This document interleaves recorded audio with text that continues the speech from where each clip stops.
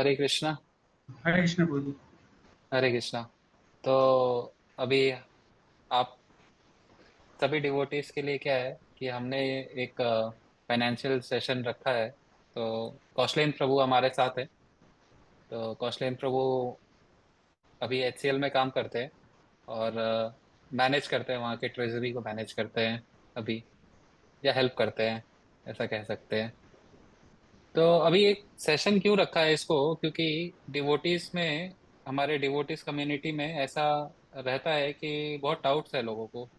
क्या लेना है, क्या करना है, कितना इन्वेस्ट करना है, कौन सा इंश्योरेंस लेना है, लाइफ इंश्योरेंस लेना है क्या, कितने अमाउंट का लेना है, कब तक इन्वेस्ट करना है, रिटर्न्स कितने आएंगे, पैसा डूब तो नहीं जाएगा कहीं मेरा। हाँ? और भी बहुत सारे क्वेश्चन रहते हैं। तो अभी हम इसको थोड़ा सा चर्चा करेंगे कौशलेंद्र प्रभु के साथ, क्योंकि काफी समय से यही फाइनेंशियल बिजनेस में है वो, और वो वर्क भी कर रहे हैं इसमें। तो कौशलेंद्र प्रभु का हम स्वागत करेंगे। हरे कृष्णा प्रभु। हरे कृष्ण प्रभु। तो प्रभु जी, डायरेक्ट क्वेश्चंस पे जाते हुए, तो पहला क्वेश्चन ये है कि इन्वेस्टमेंट के बहुत अपॉर्चुनिटीज हैं। कुछ लोग जमीन खरीदते हैं, सोना खरीदते हैं, और कुछ लोग क्या है, शेयर मार्केट में भी इन्वेस्ट करते हैं। तो आपका इनमें से क्या, अभी आज के समय में करंट सिचुएशन को देखा जाए और आने वाले फ्यूचर समय को देखा जाए, तो आपका क्या ऑप्शन रहेगा ये इन तीनों को लेके? थैंक यू वेरी मच प्रभु, अमल गोविंद प्रभु, मुझे अपने साथ इस सेशन में इनवाइट करने के लिए। और मैं आपके जो दर्शक होंगे उनको भी बहुत बहुत धन्यवाद देना चाहूँगा। सो आपने डायरेक्ट क्वेश्चन पूछा जो कि काफ़ी अच्छा है, बट इससे पहले थोड़ा सा मैं एक बैकग्राउंड सेट करना चाहूँगा हम्म। कि ताकि हम इस क्वेश्चन का कॉन्टेक्स्ट समझ पाएँ। सो प्रभु जी, सबसे पहले जब कोई इंसान, मैं अगर जो न्यूली ग्रेजुएट्स की बात करूं या कोई ऐसा इंसान जिसने अपनी जस्ट एक वर्क लाइफ स्टार्ट की है, सो उसकी मल्टीपल रिक्वायरमेंट्स होती है जैसे वो अपना करियर स्टार्ट करता है। जैसे फर्स्ट रिक्वायरमेंट है कि हो सकता है कि वो एक फाइनेंशियली साउंड बैकग्राउंड से बिलोंग करता हो, तो उसकी फर्स्ट रिक्वायरमेंट डे वन से वेल्थ क्रिएशन होगी। हो सकता है वो समहाउ एक मिडिल क्लास फैमिली से बिलोंग करता हो, तो मे बी उसके लिए फर्स्ट रिक्वायरमेंट होगी कि वो अभी तक रेंटेड प्रॉपर्टी में रह रहा था, तो वो मतलब पहले क्या कहते हैं, वो घर खरीदना प्रेफर करेगा, या ऐसी तरीके की काफ़ी सारी चीज़ें होती हैं। तो आइडियली हर असेट क्लास का एक अपना अलग इम्पोर्टेंस है, और हर एसेट क्लास को हमें जनरलाइज ना करके हमें उसकी रिक्वायरमेंट और उसका यूटिलिटी हमें समझना चाहिए। सो बेसिकली स्टॉक मार्केट या एक इन्वेस्टिंग थ्रू म्यूचुअल फंड जो कि इनडायरेक्टली स्टॉक मार्केट में ही इन्वेस्ट करता है, डेफिनेटली एक अच्छा वेल्थ क्रिएटिंग टूल है for long term investment perspective. But उसके साथ साथ हमारी रिक्वायरमेंट, अगर लेट्स से हमें प्रॉपर्टी अगर चाहिए, जो कि हमारी नेसेसिटी है, तो हमें उसके लिए भी प्लान करना पड़ेगा। सो फर्स्ट ऑफ ऑल जो आपका क्वेश्चन था, जैसे कि जो आने वाले 5 से 10 साल में कौन से एसेट क्लास या कौन से इन्वेस्टमेंट इंस्ट्रूमेंट्स अच्छे रहेंगे। सो मेरा ये मानना है कि पहले अगर आप अपनी फाइनेंशियल प्लानिंग करें और अपने अपनी रिक्वायरमेंट्स अगर सेट कर लिए, लेट्स से कि अगर आपको पता है कि आपको घर की भी आवश्यकता है और आपको वेल्थ क्रिएशन भी करना है फॉर योर रिटायरमेंट और फॉर योर डिफरेंट डिफरेंट गोल जो कि फ्यूचर में आएंगे, तो आपने एक बार जो अपनी ब्रीफ फाइनेंशियल प्लानिंग कर ली है, उसके बाद आप जो इन्वेस्टमेंट करेंगे वो उस टाइमलाइन के हिसाब से करेंगे जो टाइमलाइन आपने सेट किया है अपने डिफरेंट डिफरेंट गोल के लिए। तो फर्स्ट अपने घर के लिए अगर टाइमलाइन सेट किया है, तो घर अपने अगर 5 साल का टाइम रखा है, क्योंकि आज आपने करियर स्टार्ट किया तो आज ही आपके पास इतना पैसा जमा नहीं हो जाएगा कि आप घर खरीद सकें, उसके लिए आपको प्लानिंग करनी पड़ेगी। तो आपको अपना इन्वेस्टमेंट का एक जो सोर्स है वो अपनी एक प्रॉपर्टी या घर खरीदने के लिए रखना पड़ेगा। दूसरा अपना सोर्स अपनी वेल्थ क्रिएशन के लिए, तीसरा अपना बेसिकली अदर अदर गोल्स के लिए जो हो सकते हैं फ्यूचर में। अब क्वेश्चन आता है कि सबसे अट्रैक्टिव इंस्ट्रूमेंट्स कौन सा है। तो इसके लिए मैं थोड़ा सा ब्रीफ आउट करना चाहूंगा कि इन्वेस्टमेंट का एक बेसिक नेचर होता है प्रभु जी की, जब भी हम इन्वेस्ट करते हैं तो वो हमें सही समय पे रियलाइज हो जाए, और वो आपके मार्केट में जो चल रहे पैसे की डेप्रिशिएटिंग वैल्यू है, जिसे हम इन्फ्लेशन कहते हैं, जो पैसे को डेप्रिशिएट करता है, उससे ज़्यादा होनी चाहिए। और जो इकोनॉमी जिस स्पीड से ग्रो कर रहा है उससे ज़्यादा होनी चाहिए। तो इन सबको अगर हम फैक्टरिंग करें तो हमारा जो रिटर्न हमारी एक्सपेक्टेशन होनी चाहिए, वो होनी चाहिए जो नॉमिनल जीडीपी है वो प्लस 3 से 4%। तो अगर नॉमिनल जीडीपी अगर हमारा 8 या 9% चल रहा है और उससे 3 से 4% तो हमारा 10 to 12% का एक्सपेक्टेशन रहना चाहिए। हमें इन्वेस्टमेंट के बेसिक नेचर को समझना पड़ेगा कि इन्वेस्टमेंट क्या होता है। इसमें मैं थोड़ा सा एक स्टोरी आप लोगों के साथ शेयर करना चाहूंगा। आज से 50 साल 100 साल पहले जो हमारे पूर्वज हुआ करते थे उनको पैसा निवेश करने की जरूरत नहीं पड़ती थी। रीजन क्या था कि वो लोग पैसे क्योंकि उस टाइम पे गोल्ड सोने चांदी के कॉइन्स या लोग गोल्ड में वगैरह होल्ड करते थे और उसको अपने पास रखते थे और जो उसकी वैल्यू है वो टाइम के साथ साथ अपने आप ही बढ़ती थी। तो उनको मतलब बेसिकली इन्वेस्ट करने की जरूरत नहीं पड़ती थी क्योंकि उनकी जो करेंसी है वो डेप्रिशिएट नहीं होता था। राइट। और वो समय के साथ उनका जो पैसे की वैल्यू है वो अपनी मेंटेन रहती थी। और इन्फ्लेशन नाम की जो चीज है वो पहले नहीं हुआ करती थी, तो इसलिए इन्वेस्टमेंट एक इतना बड़ा कॉन्सेप्ट पहले नहीं हुआ करता था हमारे पूर्वजों के लिए। बट अब इन्फ्लेशन एक ऐसा सिस्टम हो, मतलब एक ऐसा टर्म है जो आपके पैसे की वैल्यू को धीरे धीरे कम कर रहा है। तो आपको निवेश करने की जरूरत इसीलिए पड़ती है ताकि आप आज जो आपकी परचेजिंग पावर है, यानी कि आप अगर अपने 10,000 रुपए में जो सामान आज जो व्यक्ति और जो सर्विसेज आज खरीद पा रहे हैं वो आने वाले 10 साल 15 साल के बाद 10,000 की वैल्यू 10,000 ही रहेगी। मतलब वो जो 10,000 है उसकी यूनिट वैल्यू 10,000 ही रहने वाली है। लेकिन 10 साल के बाद उससे जो आपकी परचेजिंग पावर है, जो क्रय शक्ति है, वो आपकी कम हो जाएगी। ये कम क्यों हुई? क्योंकि जो इन्फ्लेशन है, जो महंगाई है, उसने जो चीजों के दाम बढ़ा दिए और उस दाम बढ़ी हुई जो मुद्रास्फीति है उसके बढ़े हुए दाम के कारण वो 10,000 पे वो परचेजिंग पावर नहीं आप कर पा रहे जो आप पहले कर पाते थे। लेकिन इसीलिए हमें जो इन्वेस्टमेंट करने की जरूरत पड़ी है। तो आपका जो क्वेश्चन था कि हमारे पास काफी सारे इन्वेस्टमेंट इंस्ट्रूमेंट्स है, तो उनमें से कौन सा हमें चूज करना चाहिए।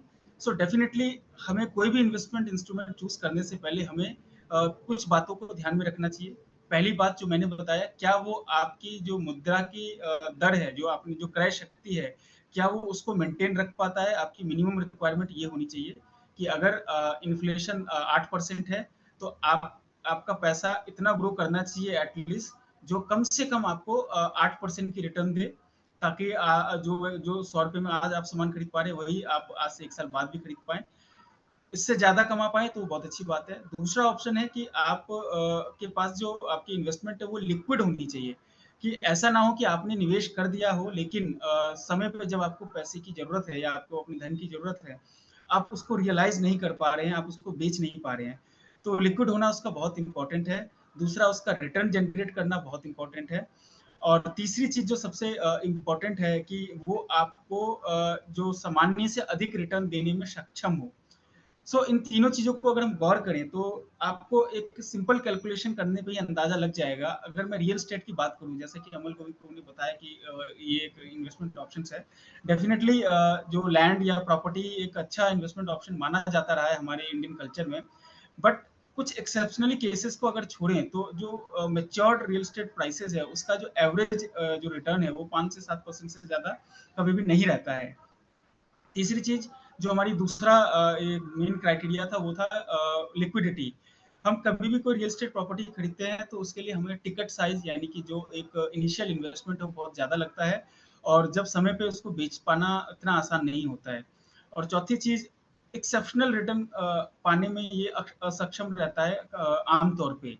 आप देखेंगे नोएडा और गुड़गांव के प्रॉपर्टी के प्राइसेस में 10 साल पहले और पिछले 10 साल का अगर आप विद रेंटल यील्ड अगर आप कैलकुलेशन करेंगे तो 7% से ज्यादा का रिटर्न किसी प्रॉपर्टी में नहीं आया है ऑन एन एवरेज।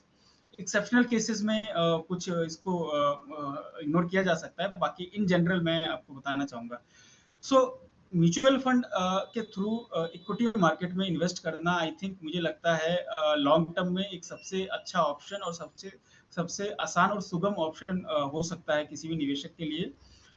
उसके कुछ रीजन है, जैसे कि हमने बेसिक नेचर और क्राइटेरिया डिस्कस किया था किसी इन्वेस्टमेंट के लिए। एक, ये बहुत कम अमाउंट से आप स्टार्ट कर सकते हैं। 500 रुपये, 1000 रुपये, 500 5000 रुपये से आपको बड़े टिकट साइज की जरूरत नहीं है। दूसरा लिक्विडिटी, चूंकि मार्केट बहुत बड़ा है और बहुत सारे बायर एंड सेलर अवेलेबल रहते हैं, तो आप आराम से अपनी करंट मार्केट वैल्यू पे अपने असेट्स को आप कभी भी सेल कर सकते हैं। तो आपको आज अगर पैसे की जरूरत है तो आप विद इन नेक्स्ट 2 और 3 डेज आपका पैसा आपके अकाउंट में आ सकता है। तीसरी, लॉन्ग टर्म में जो अगर इकोनॉमी कोई ग्रोथ करती है तो आप पिछले 100 साल की हिस्ट्री आप देख लीजिए, जो भी emerging economy from developing nation to developed nation में कन्वर्ट हुई है, उसने जो एक जर्नी 20-30 साल 40 साल की एक जो जर्नी कंप्लीट की है, उस जर्नी में इनॉर्मस पैसा बना है इक्विटी मार्केट्स के लिए। क्योंकि जो स्टॉक मार्केट और इक्विटी मार्केट है वो हमारी इकोनॉमी का एक आईना होता है, वो इकोनॉमी को रिप्रेजेंट करता है।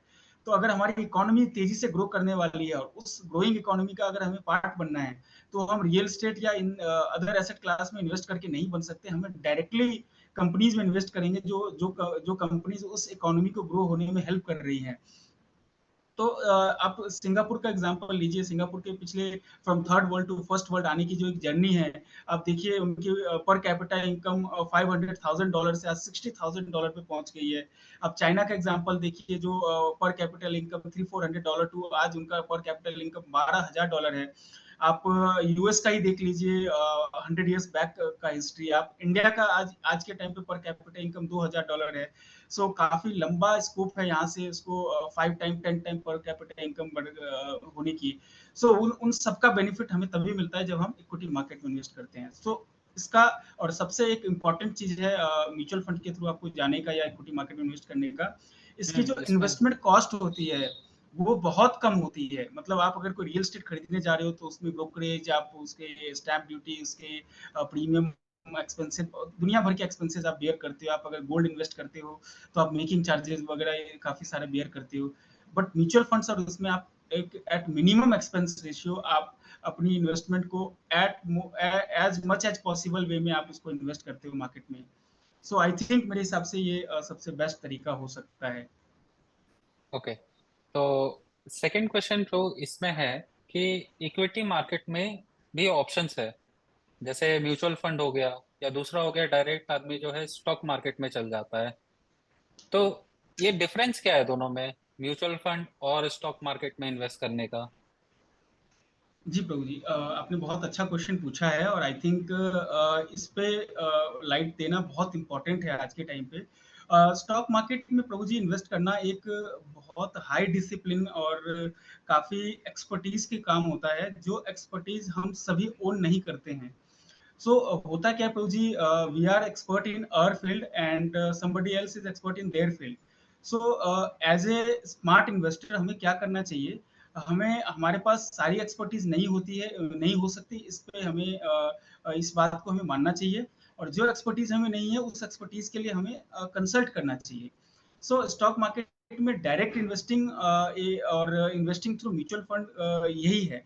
सो अगर हम म्यूचुअल फंड के थ्रू इन्वेस्ट करते हैं तो हम किसी एक फंड हाउस को एक पैसा दे रहे हैं और फंड हाउस ने हमारे लिए फंड मैनेजर्स अपॉइंट किए हैं, जिनका सोल पर्पस यही है कि वो हमारे जैसे इन्वेस्टर्स के द्वारा दिए गए पैसे को मैनेज करना, और हमारे ही पैसों से उनको सैलरी मिलती है। सो आपने एक एक्सपर्ट को हायर किया है म्यूचुअल फंड के थ्रू, जो एक्सपर्ट आपके बिहाफ में शेयर्स की खरीद और बिक्री कर रहा है। चूंकि उसके पास वॉल्यूम बहुत है, आप अगर 5,000 इन्वेस्ट कर रहे हैं तो आप जैसे हजारों लाखों लोग उनको पैसा दे रहे हैं, तो उनके पास हजारों करोड़ रुपए है। तो उनके पास सोर्सेज ऑफ इंफॉर्मेशन, काफी सारे सोर्सेज हैं इंफॉर्मेशन के, और उनके पास बेसिकली वो इन्फॉर्म्ड डिसीजन ले रहे हैं। बट वहीं पे अगर हम डायरेक्ट इन्वेस्टमेंट का अगर बात करें, तो एक हम रेगुलर जॉब्स कर रहे हैं, हमारे पास एक तो अच्छे सोर्सेज नहीं है इंफॉर्मेशन के, डेटा के, हम अच्छे से एनालिसिस नहीं कर सकते, हम हर चीजों छोटी छोटी चीजों पे नजर नहीं रख सकते कंपनीज में जो एक्टिविटीज हो रही है। तो कहीं ना कहीं हम ब्लाइंडली एक बैटिंग कर रहे हैं, बिना जाने समझे हमने कहीं से एक टिप ले ली, कहीं पे न्यूज सुन लिया और हमने किसी पर्टिकुलर स्टॉक में इन्वेस्ट कर दिया।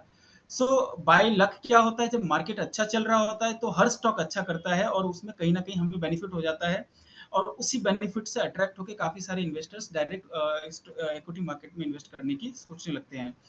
बट ऑन एब्सोल्यूट टर्म्स पे अगर आप कैलकुलेट करेंगे तो आप बहुत ज़्यादा रिटर्न्स, अगर आप अपना फुल टाइम एक्सपर्टीज़ आपकी इसमें नहीं है, तो आप डायरेक्ट इन्वेस्टिंग करके आप बहुत ज़्यादा रिटर्न्स नहीं बना सकते हैं। क्यों? कई बार ऐसा होगा कि जो स्टॉक्स आपने चूज़ किया जिसने 100% का रिटर्न दिया या 200% का रिटर्न दिया, लेकिन आप उसमें देखेंगे कि उसमें आपने 5,000 या 10,000 रुपए ही इन्वेस्ट किए थे। और एक स्टॉक ऐसा होगा जिसमें आप बहुत ज़्यादा बुलिश हो गए, समहाउ अदर रीज़न, काफ़ी सारे बायसनेस होती है, उन बायसनेस के कारण। लेकिन पता चला कि आपने उसमें पैसा, उसमें आपने काफ़ी हेवी इन्वेस्ट किया हुआ है, लेकिन उसने एब्सोल्यूट टर्म्स में रिटर्न आपको ज़्यादा नहीं दिया। तो नेट-नेट अगर रिटर्न आप कैलकुलेट करेंगे तो आपको लगेगा कि आपने बहुत ज़्यादा रिटर्न नहीं कमाया। तो आई थिंक आपके पास अगर बेस्ट एक्सपर्टीज़ खुद की नहीं है या आपका ये फुल टाइम काम नहीं है, मेरे हिसाब से जो फंड मैनेजर है उसको 50-60 पैसे, ₹1 वो लेता है आपसे, वो पैसा देके अपना इन्वेस्टमेंट उनसे मैनेज कराना, आई थिंक वो वर्थ है। तो जी। हमें डेफिनिटली प्रोफेशनल्स के थ्रू जाना चाहिए। क्योंकि जैसा आपने कहा कि जो स्टॉक मार्केट है उसमें एक्सपर्टीज चाहिए, हमारे पास सोर्सेस नहीं होते, एनालिसिस नहीं होते, लेकिन फिर भी देखा जाता है कुछ लोग क्या है, अपने में ही कुछ ज़्यादा स्मार्ट समझते हैं अपने आप को, थोड़ा यूट्यूब देख लेते हैं, एक दो वीडियो देखते हैं, तो उनको लगता है कि उनको सब चीज़ आ गया है। तो और बाद में क्या होता है ऐसा कि वो लोग किसी को बताते नहीं है कि हमने यहाँ पे ये इन्वेस्ट किया, ये खरीद लिया, और जब से लॉस हो जाता है तो आते हैं, बोलते हैं कि मेरा पैसा निकलवा दो, बचा लो, इसको कुछ और कर सकते हैं क्या। तो और ऐसे लोग क्या है बाद में और गंदा करते हैं मार्केट को, ये बता के कि यहाँ पे इन्वेस्ट नहीं करना चाहिए, क्योंकि वो खुद ही डर जाते हैं, क्योंकि कभी उन्होंने एक्सपर्टीज एडवाइस नहीं लिया है इस पे। अंडरस्टैंड। स्टॉक मार्केट इस हिसाब से मतलब सही नहीं, बहुत लोगों को लगता है सही नहीं है फिर। 100% अग्री प्रभु जी। सो प्रभु जी, ये देखा जाए तो एक हर सेक्टर की ये एक विडंबना है कि ऐसा होता है। आपकी फैमिली में अगर कोई डॉक्टर होंगे तो आप देखेंगे कि उनसे एक बार अगर कभी आप बात करेंगे तो वो आपको बताएँगे कि काफ़ी सारे लोग उनको कॉल करते हैं, उनसे एडवाइस लेते हैं, बट कोई भी डायरेक्टली उनके कंसल्टेंसी लेना नहीं चाहता। उनको लगता है फ्री में एडवाइस मिल जाए तो आई थिंक अच्छा है। सो जबकि इसका एक वर्स्ट इम्पैक्ट होता है। आप जो जो डॉक्टर है उसने मतलब hundreds of years, thousands of hours उसने खर्च किए हैं टू बिल्ड दैट एक्सपर्टीज, और वो आपसे अगर कुछ बेयर जो 500 700 रुपीज अपनी कंसल्टेंसी ले रहा है, और वो कंसल्टेंसी आपकी हेल्थ से डायरेक्ट रिलेशन है उसका, तो आपको आप वो कंसल्टेंसी भी सोचते हैं कहीं यूट्यूब से आप ले लें या ऑनलाइन आप उस बीमारी का सर्च करें और मेडिसिन लेके आप बचाना चाहते हैं, बट उसका जो इम्पैक्ट होता है आपकी हेल्थ पे कितना सीवियर होता है वो आपको तब अंदाजा लगता है जब आपकी हेल्थ काफी ज्यादा डिटेरियोरेट हो जाती है इन फ्री एडवाइसेस और कंसल्टेंसीज के चक्कर में। तब आप डॉक्टर्स को और हॉस्पिटल्स को आप मोटी फीस देना प्रेफर करते हो। सेम होता है आपकी फाइनेंशियल हेल्थ के साथ भी। आपको लगता है क्योंकि यहाँ पे कहीं न कहीं आपका पर्सनल हेल्थ अफेक्ट नहीं हो रहा है, आपको लगता है कि आप उसको टैकल कर लोगे। बट जब चीज़ें वर्स्ट होती हैं, चीज़ें बिगड़ जाती हैं, तो आप कहीं न कहीं फिर और ज़्यादा इसमें फँसते जाते हो।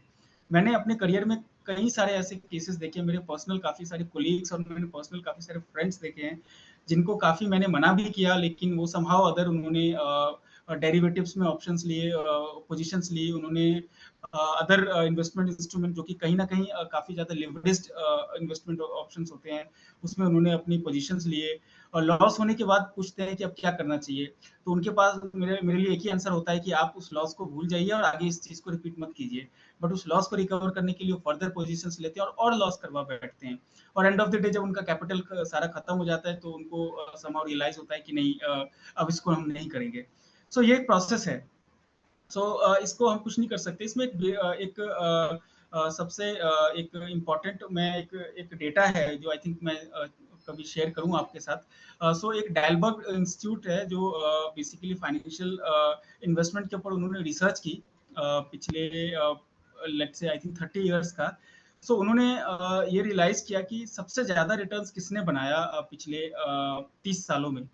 सो मतलब उनका ये कहना था कि जो इन्वेस्टर्स बहुत एक्टिवली इन्वॉल्व रहे इन्वेस्टिंग में, तो उनका रिटर्न उन इन्वेस्टर्स से बहुत कम रहा है जो इन्वेस्टर्स या तो इन्वेस्ट करके भूल गए या डिसिप्लिन्ड वे में पिछले 20 साल 30 साल से एक पर्टिकुलर अमाउंट मार्केट में इन्वेस्ट कर रहे हैं। सो ये हमें क्लियरली ये शो करता है कि इन्वेस्टिंग में सबसे इम्पोर्टेंट है आपका डिसिप्लिन, कि आपको ये फेथ होना चाहिए कि इकोनॉमी ग्रो करेगी तो आपका पैसा 100% ग्रो करेगा। दूसरी चीज, आप कभी भी जो मार्केट के टेम्पटेशंस हैं उससे अफेक्ट नहीं होते। अगर ये डिसिप्लिन आपने मेंटेन की हुई है तो आई थिंक आप अच्छा पैसा बना सकते हैं। आपको डायरेक्ट इक्विटी में या बेसिकली इधर-उधर इन्वेस्ट करने की ज़रूरत नहीं है। तो इसमें मेरा क्वेश्चन ये है कि इससे ये तो समझ में आता है कि जो स्टॉक मार्केट है it is very high risk. अगर आप खुद से पाँव रख रहे हो इस मार्केट में तो बिना किसी एक्सपर्ट एडवाइस पे, अगर आप सोच रहे हो कि मैं यूट्यूब देख के, तो it is a very high risk and सारा पैसा डूब सकता है इसमें। और जी, ये प्रभु। तो मेरे को समझ में आ रहा है। और दूसरा ये है कि जब आप कह रहे हो कि डिसिप्लिन्ड वे, तो लोग आके कोई भी स्टॉक देख के खरीद सकता है और बोलेगा यस आई एम डिसिप्लिन्ड, तो विल दैट वर्क?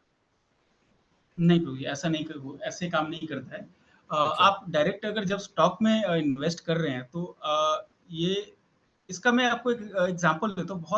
बहुत एक इम्पोर्टेंट एग्जाम है जो हमारे बेसिकली इसमें काफ़ी पॉपुलर है इन्वेस्टिंग में। जो एवरेस्ट जो चढ़ाई होती है एवरेस्ट की, सो आपको पता हो कि उस पे चढ़ने के लिए शेरपास को हायर किया जाता है। शेरपास क्या होते हैं? वो लोकल ट्राइब बेसिकली लोकल वहाँ की एक पॉपुलेशन होती है जो कि पहाड़ चढ़ने में एक्सपर्ट होते हैं। मतलब उनका बचपन वो पैदा ही उस एटमॉस्फेयर में हुए हैं तो उनके लिए ईज़ी होता है और वो काफ़ी ट्रेंड होते हैं पहाड़ चढ़ने के लिए। तो आपने एक बेसिक ट्रेनिंग ली और उसके बाद आप एवरेस्ट पे चढ़ते हैं। तो एक शेर्पा से पूछा गया कि मतलब आप मतलब पहाड़ चढ़ने के लिए आपकी कितनी इम्पोर्टेंस है? मतलब आपको क्या लगता है कि पहाड़ क्या शेर्पा के बिना नहीं चढ़ा जा सकता है? सो उन्होंने बहुत क्लियर इसका आंसर दिया कि डेफिनेटली आप पहाड़ चढ़ सकते हैं बिना शेरपास के भी। पहाड़ चढ़ने के लिए आपको हमेशा शेरपास की ज़रूरत नहीं है। तो उस व्यक्ति ने पूछा कि आपको फिर आपकी ज़रूरत क्या है?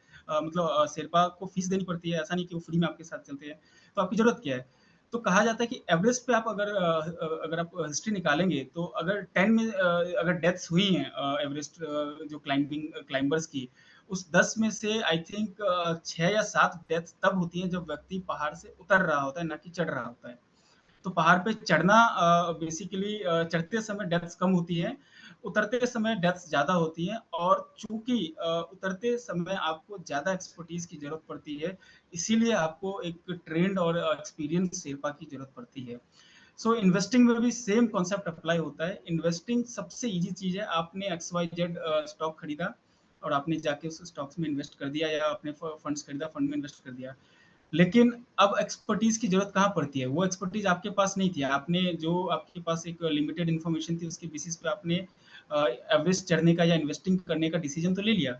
अब उस इन्वेस्टिंग में अगर कुछ प्रॉब्लम आती है, यानी आपको जब रिटर्न्स बुक करने हैं या आपको कब एग्ज़िट करना है, कब उसमें आपको बेसिकली अपनी पोज़ीशन बुक करनी चाहिए, ये एक्सपर्टीज़ हमेशा आपके पास नहीं होता है क्योंकि आपको पता ही नहीं है, आपको कब निकलना है उसमें से। स्टॉक गिर रहा है और आप हो सकता है उसमें कुछ ऐसा मेजर सब्सटैंशियल चेंज हुआ है जिस समय पे आपको उसको बेचना चाहिए लेकिन आप उसको एवरेजिंग करके खरीद रहे हो।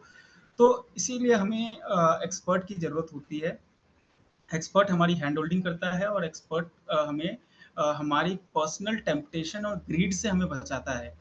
तो आपने जो क्वेश्चन पूछा था प्रभु जी कि मतलब हम एक्स वाई जेड स्टॉक खरीद के डिसिप्लिन मेंटेन करें, इसका सिंपल आंसर यही है कि आप कुछ भी चीज़ होल्ड करके बैठे हैं, आप उसको कह रहे हो डिसिप्लिन है और डेफिनेटली नहीं है। आप सही चीज़ होल्ड करके बैठे हैं, वो ज़्यादा इंपॉर्टेंट होता है और वो उस चीज़ में आपको एक फंड मैनेजर या आपका जो पोर्टफोलियो मैनेजर है या इन्वेस्टमेंट एडवाइजर है, वो आपको हेल्प करता है। थैंक यू प्रभु इस आंसर के लिए। नेक्स्ट क्वेश्चन ये था कि आप बता रहे हो कि एक म्यूचुअल फंड्स भी होता है और वो थोड़ा ज्यादा सेफ होता है। पहले तो ये जानना है कि म्यूचुअल फंड एग्जैक्टली exactly है क्या? सो सिंपल प्रूफ जी म्यूचुअल फंड क्या है जैसे कि इसका नाम है म्यूचुअल फंड। इसमें क्या होता है कि कैपिटल मार्केट में अलग अलग इंस्ट्रूमेंट्स होते हैं इन्वेस्ट करने के। जो पूरी इकोनॉमी चल रही है वो कहीं ना कहीं पैसे से चल रही है। सो एज ए बिजनेस आपको काफ़ी तरीकों से पैसे की जरूरत पड़ती है। कई बार आप डायरेक्ट अपना कंपनी के शेयर मतलब अपनी हिस्सेदारी बेच के पैसा उठाते हैं, यानी आपके पास 100% की हिस्सेदारी थी तो आपने 5% हिस्सेदारी मार्केट में सेल कर दी, यानी कि अब आप अकेले शेयर होल्डर ना रह के आपने और लोगों को अपनी कंपनी में हिस्सेदार बना दिया। तो एक तो वो तरीका है पैसा रेज करने का मार्केट से। दूसरा तरीका है आप डेट रेज करते हैं, बॉन्ड्स इशू करते हैं, अपने डिबेंचर्स इशू करते हैं मार्केट में फिक्स्ड इनकम में। सो ये कंटिन्यूअस प्रोसेस है पैसा लेने का और पैसा रेज करने का बिजनेस को ग्रो करने के लिए, और वो पैसा लेके बिजनेस अपने बिजनेस में लगाती है और उससे बिजनेस ग्रो होता है। और ग्रो आपने वो पैसा इन्वेस्ट किया जब उनको जरूरत थी, अब वो ग्रो हुआ तो उस कंपनी की वैल्यूएशन बढ़ी, उस बिजनेस की वैल्यूएशन बढ़ी, तो आपका पैसा जो आपने इन्वेस्ट किया तो उसकी भी वैल्यू बढ़ी। सो ये एक बेसिकली तरीका होता है मार्केट इकोनॉमी में बिजनेसेस को रन करने का, या किसी के लिए भी, इवन गवर्नमेंट भी पैसा रेज करती है। सो अब आपके पास एज एन इंडिविजुअल ऑप्शन होता है कि आप डायरेक्टली उसका पार्टिसिपेंट बने, आप डायरेक्ट अगर कोई कंपनी पैसा रेज करी है उसमें जाके पार्टिसिपेट करें, या आप एक पर्टिकुलर पर्सन को अपॉइंट करते हो जो कि एक फंड मैनेजर है किसी असेट मैनेजमेंट कंपनी का।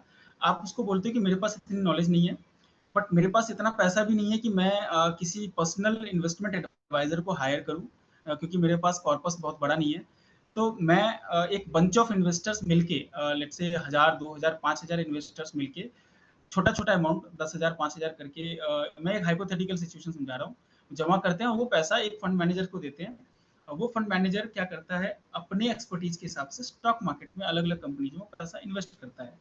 तो या आप डायरेक्टली इन्वेस्ट कर रहे हैं, या आपने किसी फंड मैनेजर्स को इनडायरेक्टली बोला कि आप मेरे बिहाफ में इन्वेस्ट करो। तो ये टोटली फिड्यूसरी कैपेसिटी पे काम होता है। फंड मैनेजर आपके पैसे का एक ट्रस्टी है, जो आपके पैसे से रिटर्न जनरेट करने के लिए आपको बाध्य है उसको जनरेट करना, उससे उसको एक्सपेंस रेशियो के फॉर्म में उसको अपना खर्चा चलाने के लिए फी मिलती है। उसके अलावा फंड मैनेजर्स की और कोई एक्सपेक्टेशन आपके फंड से नहीं होती है। वो आपको रिटर्न जनरेट करके देगा और आप बदले में उसको एक्सपेंस पे करते हैं। सो म्यूचुअल फंड एग्जैक्टली यही है, काफी सारे इन्वेस्टर्स मिलके एक फंड मैनेजर को हायर करते हैं, एसेट मैनेजमेंट कंपनी को चूज करते हैं, और वो एसेट मैनेजमेंट कंपनी आपका पैसे को इन्वेस्ट करती है मार्केट में आपके भी। आप तो जैसा देखा जाता है एसेट मैनेजमेंट कंपनी तो बहुत सारे हैं, लेकिन इसमें पैसे डूबने के चांसेस कितने होते हैं with respect to stock market? अगर इसको कंपेयर किया जाए तो इसमें पैसे डूबने के क्या रेट होता है? क्योंकि जैसे आप बता प्रभु रहे जी, थे कि इसमें बहुत सारे कंपनीज को, एक फंड जो हाउस जो है, एक म्यूचुअल फंड में बहुत सारे कंपनीज होते हैं, तो फिर क्या रहता है कि कितना पैसा डूबेगा? अंडरस्टैंड। प्रभु जी, पैसा डूबने का ना, मैं आपको थोड़ा सा समझा दूं। दो तरीके से एक इंसान सोच सकता है कि मेरा पैसा डूब जाएगा अगर मैं म्यूचुअल फंड में इन्वेस्ट करता हूँ। एक, कि वो म्यूचुअल फंड कंपनी वो पैसा लेके भाग जाए। आप मतलब ये सोच सकते हो, एक लेमैन इन्वेस्टर ये सोच सकता है कि मैंने इस एसेट मैनेजमेंट कंपनी को पैसे दिए और वो पैसा पैसा इन्वेस्ट ना करके वो पैसा लेके भाग जाए। एक एक हाइपोथेटिकली ये सिचुएशन हो सकती है किसी इन्वेस्टर्स के सामने। दूसरा तरीका है कि आपने जिस कंपनी में पैसे डाले वो कंपनी डूब गई, तो वो आपका पैसा वहां पे डेफिनेटली वो पैसा डूब सकता है। सो दोनों ही केस में, फर्स्ट केस जो मैंने आपके साथ डिस्कस किया उसमें मैं आपको बता दूं, म्यूचुअल फंड में एक इन्वेस्टर का पैसा म्यूचुअल फंड कंपनी लेके भाग भाग जाए, इसके चांसेस जीरो है। कभी हो ही नहीं सकता ये चीज। क्यों नहीं हो सकता है? क्योंकि सेबी के द्वारा ये सारी चीजें गवर्न होती हैं, और सेबी के रूल्स एंड रेगुलेशंस इतने ज्यादा स्ट्रिक्टली इनको फॉलो करने होते हैं कि इनके पास स्कोप ही नहीं बचता है इन्वेस्टर्स के पैसे को यूज करने का for their personal benefits. Example के तौर पे आप जो पैसा इन्वेस्ट करते हैं उस पैसे को विद इन 1 और 2 वर्किंग डेज उनको इन्वेस्ट करना होता है मार्केट में, चाहे वो गवर्नमेंट सिक्योरिटीज खरीदें, चाहे वो इक्विटी शेयर्स खरीदें, चाहे कोई भी असेट क्लास खरीदें। जो भी असेट क्लास को परचेज करते हैं, उस असेट क्लास की जो डिपॉजिटरी है, उसकी जो होल्डिंग है, वो गवर्नमेंट डेजिग्नेटेड जो गवर्नमेंट रिकग्नाइज्ड डिपॉजिटरीज हैं, सीडीएसएल और एनएसडीएल, उनके पास होती है। यानी उनका सारा बही खाता, एक तरीके से जो असेट आपने खरीदा उस असेट की असेट का गोडाउन जो है वो एनएसडीएल और सीडीएसएल है, उनके पास रखा रहेगा।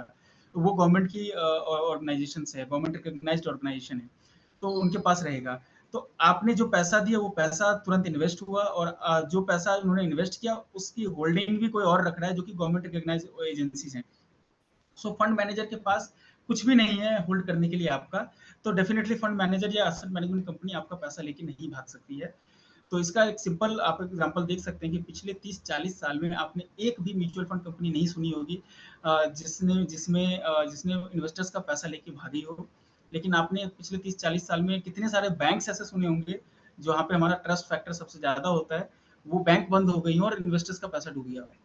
एनीवे, अब सेकंड जो क्वेश्चन था कि जो पैसा आप डाल रहे हैं जिस कंपनी में, वो कंपनी डूब जाए। तो जब आप इंडिविजुअली इन्वेस्ट करते हैं किसी स्टॉक में, तो वहाँ पे ये हो चांसेस होने के बहुत ज़्यादा हैं। आप देखेंगे कि आज से 10 साल, 15 साल पहले जो स्टॉक्स हिट हुआ करते थे, अपने ऑल टाइम हाई पे, कभी एक किंगफिशर का स्टॉक हुआ करता था, कभी यूनिटेक का स्टॉक हुआ करता था। मतलब मैं ऐसे नाम नहीं लेना चाहूँगा, जस्ट एक जनरल एग्जांपल बता रहा हूँ, जेपी ग्रुप का स्टॉक हुआ करता था। तो ये अपने काफ़ी पीक पे हुआ करते थे, बट इन्वेस्टर्स जिन्होंने अपना काफ़ी सारा कैपिटल सिर्फ इसमें डाला हुआ होता, आज उनकी वैल्यू ज़ीरो है। मतलब ऑलमोस्ट ज़ीरो है, 2-3 रुपए पे ये स्टॉक्स ट्रेड कर रहे हैं। सो जब आप म्यूचुअल फंड में इन्वेस्ट करते हैं, तो वो आपके पैसे का पोर्टफोलियो बनता है। वो पैसा आपका सिर्फ एक स्टॉक में ना जाके सेक्टर्स में डिवाइड होता है, सेक्टर्स से फिर फर्दर स्टॉक्स में डिवाइड होता है। आपका 50, 60, 70 स्टॉक्स में पैसा डिवाइड होता है। तो आपका पैसे अगर 5-7 कंपनियां डूब भी जाती हैं, तो आपका 100% पैसा एलोकेशन किसी एक कंपनी में नहीं होने के कारण आपका कैपिटल मेजोरिटी सेफ रहता है। तो जो 5-7 कंपनी डूबी और जो कंपनी नहीं डूबी, उसमें से 5-7 कंपनी ऐसी होंगी जिन्होंने एक्स्ट्रा ऑर्डिनरी रिटर्न दे दिया। तो आपका डूबे हुए पैसे का लॉस और आपके पूरे ओवरऑल पोर्टफोलियो का कैपिटल समहाउ आप देखेंगे तो पॉजिटिव ही हो जाएगा आपका ओवर द पीरियड। सो इसीलिए हमें पोर्टफोलियो में इन्वेस्ट करना चाहिए। पोर्टफोलियो कहने का मेरा तात्पर्य है कि एक कंपनी में इन्वेस्ट ना करके हमें एक ग्रुप ऑफ कंपनीज में इन्वेस्ट करना चाहिए, जिसकी सही जानकारी आपको आपका फंड मैनेजर देता है। और यहाँ पे दोनों ही तरीके से मैंने आपको बता दिया, आपके पैसे के डूबने के चांसेस डेफिनेटली बहुत कम है। तो इसमें एक आदमी क्या खुद से इन्वेस्ट कर सकता है कि इसमें भी कोई एक्सपर्ट एडवाइस चाहिए होता है? सो डेफिनेटली म्यूचुअल फंड में व्यक्ति खुद भी इन्वेस्ट कर सकता है, बट जैसे कुछ कंट्रीज है जहाँ पे आपको एज ए इन्वेस्टमेंट करने के लिए भी आपको कुछ बेसिक नॉलेज होनी बहुत ज़रूरी है। तो उसी उसी के तहत अगर आपके पास अपनी एसेट एलोकेशन करना, अपनी रिस्क प्रोफाइलिंग करना आपको आता है, आपने अपना प्रॉपर एसेट एलोकेशन करना आप जानते हैं, आपको पता है आपका गोल क्या है, उस गोल के हिसाब से आपको अपनी रिस्क एपेटाइट के बेसिस पे कौन सा इन्वेस्टमेंट चूज करना है। तो ये सब नॉलेज अगर आपके पास है, तो आप डेफिनेटली आप खुद कर सकते हैं। और म्यूचुअल फंड में इन्वेस्ट करने के दो तरीके होते हैं, एक होता है डायरेक्ट इन्वेस्टमेंट और एक होता है regular investment. So regular investment में आप एक ब्रोकर को चूज करते हैं, जो ब्रोकर आपको बेसिकली ये जो आपकी इंसिडेंशियल एडवाइस होती है, जो आपको एसेट एलोकेशन करना और आपका जो रिस्क प्रोफाइलिंग करना, इन सब में हेल्प करता है, और वो आपको सही ऑप्शन सेलेक्ट करने में, सही म्यूचुअल फंड ऑप्शन सेलेक्ट करने में आपको हेल्प करता है। बट डायरेक्ट इन्वेस्टमेंट में आपके पास कोई ब्रोकर नहीं होता, और आपका जो एक्सपेंस होता है वो रेगुलर इन्वेस्टमेंट के कंपैरिजन में कम होता है। बट वहाँ पे ये सारी चीज़ें जो टास्क है वो आपको खुद करनी पड़ती है। सो आपको वो चीज़ देखिए, अपना आकलन करना है कि आप करने में सक्षम है, तो डेफिनेटली आपको डायरेक्ट करना चाहिए। बट आपको लगता है कि नहीं, मैं इतना सक्षम नहीं हूँ, तो आप एक एडवाइजर को या एक अपने डिस्ट्रीब्यूटर को आप हायर कर सकते हैं, वो आपके लिए ये सब चीज़ें कर देगा। तो आपके नजरिए में what is the best, direct और थ्रू सम ब्रोकर? जी प्रभु जी, ये 100% सब्जेक्टिव क्वेश्चन है। इसमें इसका कोई राइट आंसर नहीं हो सकता है।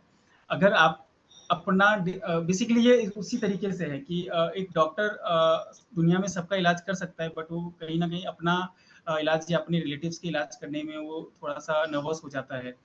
सो ये उसी तरीके से काम करता है। आप खुद से मतलब अगर आप इवन आप एक अच्छे फाइनेंशियल एडवाइजर भी हैं, तो भी कई बार ये होता है कि आप अपने फाइनेंसेस मैनेज करने में कहीं न कहीं आप काफ़ी सारी चीज़ों के कारण बेसिकली गलतियाँ करते हैं। सो अगर आपके पास वो एक्सपर्टीज़ नहीं है, तो मेरे हिसाब से आई थिंक आपको एडवाइजर्स के थ्रू ही इन्वेस्ट करना चाहिए, क्योंकि आपका जो एक रैशनल होगा इन्वेस्ट करने का, वो डिफरेंट होगा, बट एडवाइजर्स को का जो रैशनल होगा वो आपके रिस्क प्रोफाइल और आपके जो एसेट एलोकेशन है उसके हिसाब से होगा। तो आई थिंक अगर आपके पास नॉलेज और समय का अभाव है, तो मेरे को लगता है एडवाइजर के थ्रू जाना ज़्यादा अच्छा ऑप्शन रहेगा। बट आपको लगता है कि नहीं, मैं खुद मैनेज करने में सक्षम हूँ, तो आपको डायरेक्ट इन्वेस्टमेंट करना आपके लिए बेनिफिशियल होगा।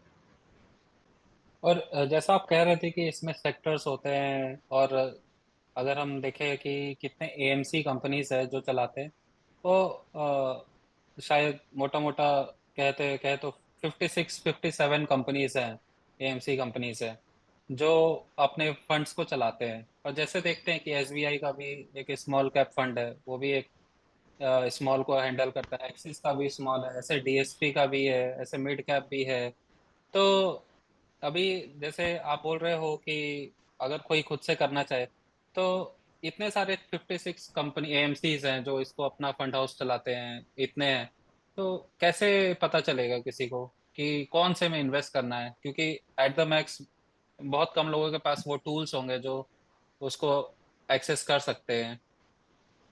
सो प्रभु जी बहुत मुश्किल है ये पता लग पाना कि कौन सा बेस्ट होगा डेफिनेटली क्योंकि एक एक जिस तरीके से एक स्टॉक सिलेक्शन के लिए एक फंड मैनेजर्स के पास काफ़ी सारे टूल्स एंड टेक्नोलॉजी होती है जो एक नॉर्मल इन्वेस्टर के पास नहीं होता है। वैसे ही एक अच्छा फंड मैनेजर सिलेक्शन के लिए आपके जो एडवाइज़र है उसके पास काफ़ी सारी इन्फॉर्मेशन होती है, वो इंटरैक्ट करता है, जो अच्छा एडवाइज़र है वो फंड मैनेजर्स के साथ इंटरैक्ट करता है, वो जो कॉन्फ्रेंसेस होते हैं फंड मैनेजर्स के वो अटेंड करता है और वो क्वेश्चन करता है आपके बिहाफ में। ये उसी तरीके से कि आप एक कोई प्रॉपर्टी देख रहे हैं तो आप डेफिनेटली बिना ब्रोकर के भी प्रॉपर्टी ढूंढ सकते हैं, बट आपको एक इन्फॉर्म्ड डिसीजन लेना है कि आपके लिए कौन सी प्रॉपर्टी सूटेबल रहेगी। उसके लिए आपको एक अच्छा ब्रोकर हायर करना पड़ेगा, वो ब्रोकर जो आपकी रिक्वायरमेंट को अच्छे से समझता है और आपके रिक्वायरमेंट के हिसाब से वो आपके लिए अच्छी डील लेके आ रहा है। सो मैंने जस्ट थोड़ा सा रिलेट करने की कोशिश की। वहीं पे म्यूचुअल फंड में भी यही होता है कि आपके पास एक अच्छा एडवाइजर है, वो एडवाइजर आपको बेसिकली हेल्प करता है ये फाइंड आउट करने में कि आपके रिस्क प्रोफाइल के हिसाब से कौन सा असेट एलोकेशन आपके लिए अच्छा होगा और आपके लिए कौन सा फंड अच्छा होगा, ये चूज करने में वो एडवाइजर आपकी हेल्प करता है। और फंड मैनेजर्स कौन से अच्छा कर रहे हैं नहीं कर रहे हैं इसका रिव्यू एनालिसिस वो टाइम टू टाइम बेसिस पे एडवाइजर का काम होता है करना, वो करता है।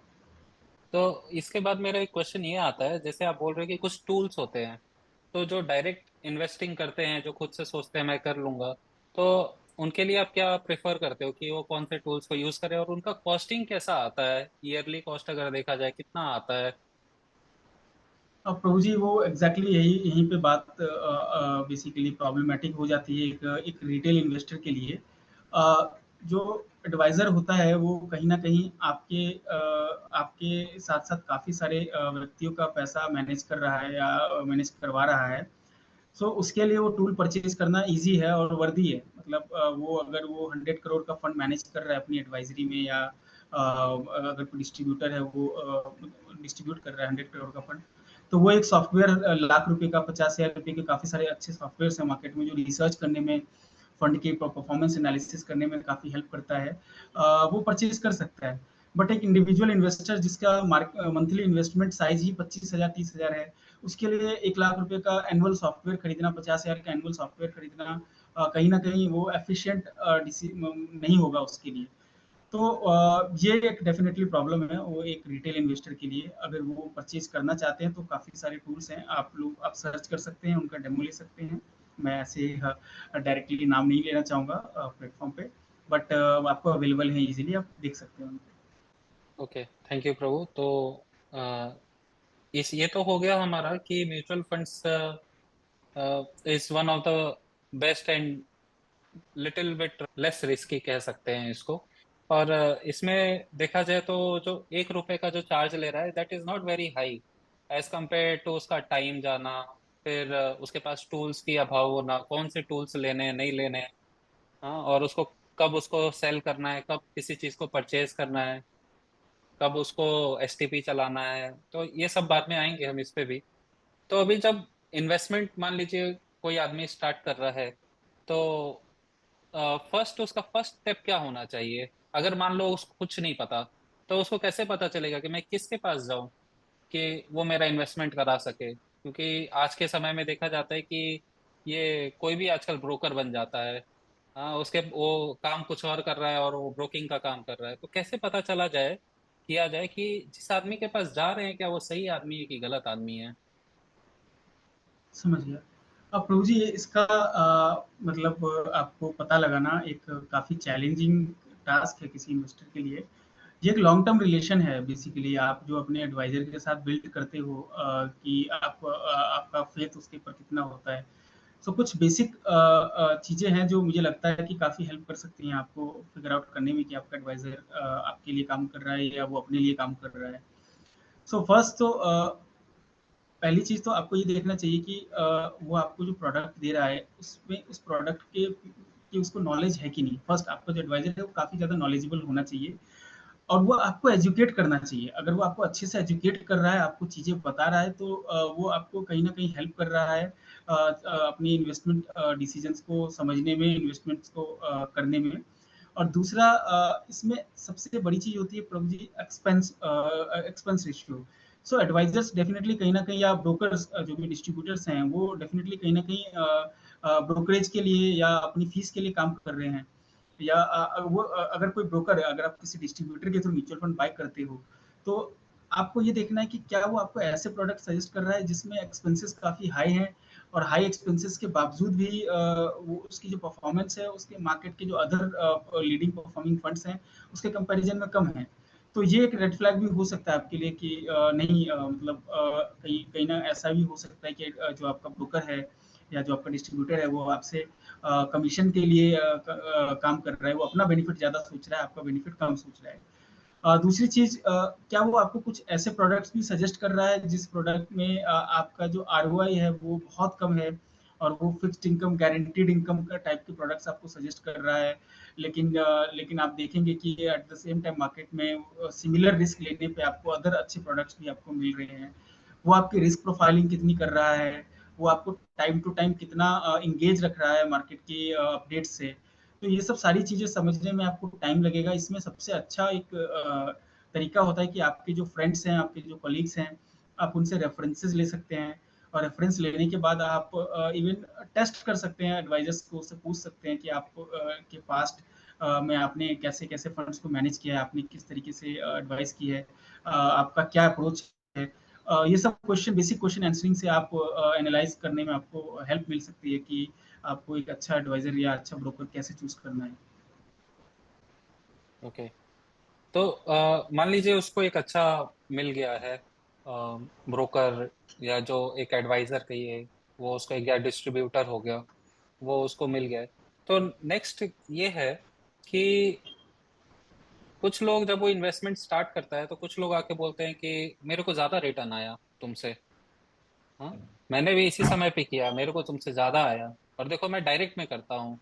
तो वो कभी कभी क्या है ना कि even though they are very disciplined, but ऐसे क्वेश्चंस उसको थोड़ा साइड ट्रैक कर देते हैं। तो ऐसे कैसे क्या देखना चाहिए एट दिस सिचुएशन? सो प्रभु जी ये जो आपका क्वेश्चन था इसका बेसिकली ये काफी कॉम्प्लिकेटेड सिचुएशन है। बट ये एक लॉन्ग टर्म एक प्रोसेस है अपनी फेथ को और अपने ट्रस्ट को गेन करने का। और ये बेसिकली ओवरनाइट नहीं हो सकता है। सो अगर आप ऐसे बेसिकली डे बाय डे जो भी आपसे कोई आके आपको बेसिकली दिखाता है कुछ भी एक्स वाई जेड फिगर्स या रिटर्न्स, और उससे आप अगर कहीं ना कहीं डाइवर्ट हो रहे हैं, सो डेफिनेटली ये आपको क्वेश्चन करना चाहिए अपने एडवाइजर्स के साथ कि ये सिचुएशन हो रही है। अगर वो आपको उसको प्रॉपर आंसर कर पाने में सक्षम है कि हाँ, और सबसे जो इम्पोर्टेंट है वो आपको किस पे स्टिक रहना चाहिए मैं आपको बताऊं, क्योंकि ऐसे हो ही नहीं सकता कि आप एडवाइजर्स पे ब्लाइंड फेथ करें, इसकी कोई जरूरत नहीं है। सो आपको एक बेंचमार्क डिसाइड करना चाहिए कि मेरी एक्सपेक्टेशन क्या है मार्केट से। अगर वो एक्सपेक्टेशन आपकी फुलफिल हो रही है तो तब तक आपको अपने एडवाइजर्स के साथ बने रहना चाहिए। और जो भी एक्स वाई जेड चीजें हो रही हैं उस पे आप आपस में एंगेजमेंट कर सकते हैं अपने एडवाइजर्स के साथ या डिस्ट्रीब्यूटर के साथ कि मेरे फ्रेंड ने मेरे को इतना रिटर्न दिखाया, वो कैसे पॉसिबल है, आप एक्सप्लेन करो। तो वो फिर आपको एक्सप्लेन कर देगा। हो सकता है कहीं ना कहीं टाइमिंग का बहुत बड़ा एक फर्क रहता है कि हो सकता है मैं जैसे कि एग्जांपल दूं, कोविड में जिसने मार्च में 25 को या 20 मार्च को इन्वेस्ट किया होगा और जिसने 3 अप्रैल को इन्वेस्ट किया होगा, सो टाइमिंग में देखें तो 2 वीक्स का फर्क है।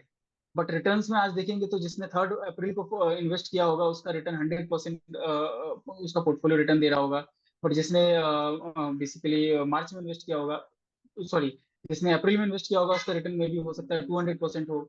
जिसने मार्च में इन्वेस्ट किया उसका रिटर्न हो सकता है मे बी जस्ट 100% हो।